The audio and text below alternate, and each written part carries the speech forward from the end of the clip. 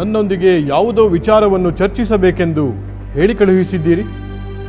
ಹೌದು ಅಮಾತ್ಯರೇ, ನೆರೆಯ ರಾಜ್ಯದ ಕೆಲವು ಪದಾಧಿಕಾರಿಗಳು ನೀರಿನ ಅಭಾವದ ವಿಚಾರಕ್ಕಾಗಿ ಇಲ್ಲಿಗೆ ಬರುತ್ತಿದ್ದಾರೆ ಎಂದು ನನಗೆ ತಿಳಿದು ಬಂತು. ಆ ಸಮಸ್ಯೆಯನ್ನು ಬಗೆಹರಿಸುವ ಬಗ್ಗೆ ತಮ್ಮೊಂದಿಗೆ ಚರ್ಚಿಸಬೇಕೆಂದು ತಮ್ಮನ್ನು ಬರಹೇಳಿದೆ. ಹೌದು ಪ್ರಭು, ಆ ರಾಜ್ಯದ ದೊರೆಯು ಅದರ ಬಗ್ಗೆ ಚಿಂತಿಸಿ ಕಾರ್ಯಪ್ರವೃತ್ತನಾಗಬೇಕು. ಅಥವಾ ನಮ್ಮ ನೆರವನ್ನು ಕೇಳಿದ ನಂತರ ಅದರ ಬಗ್ಗೆ ಯೋಚಿಸಬೇಕಲ್ಲವೇ? ಆದರೆ ಅಮಾತ್ಯರೇ, ನಾವು ಗೆದ್ದ ರಾಜ್ಯ ನಮ್ಮ ವಶವಾಗಿ ಅಲ್ಲಿನ ಸಮಸ್ತ ಖಜಾನೆಯು ನಮ್ಮದಾದಾಗ ಆ ರಾಜ್ಯದ ಪ್ರಜಾಕ್ಷೇಮ ನಮ್ಮ ಜವಾಬ್ದಾರಿಯೇ ಆಗುತ್ತದೆ ಅಲ್ಲವೇ? ಹೌದು ಪ್ರಭು.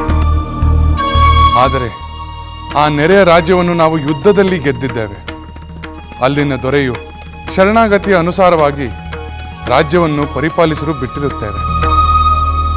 ಅವರು ಪ್ರಜಾಕ್ಷೇಮ ಕಾರ್ಯ ಮಾಡಲು ಸಾಧ್ಯವಿಲ್ಲದ ಪರಿಸ್ಥಿತಿಯಲ್ಲಿದ್ದಾರೆ. ಇವನ್ನೆಲ್ಲ ಯೋಚಿಸಿದರೆ ಅವರು ನಮ್ಮವರೇ ಎಂದು ಭಾವಿಸಿ ನೆರವಾಗುವುದು ನಮ್ಮ ಧರ್ಮವಲ್ಲವೇ? ಹೌದು ಪ್ರಭು. ಆದರೆ ಧರ್ಮದ ಕಾರ್ಯಕ್ಕೆ ಅರ್ಥದ ಬೆಂಬಲವು ಬೇಕಲ್ಲವೇ?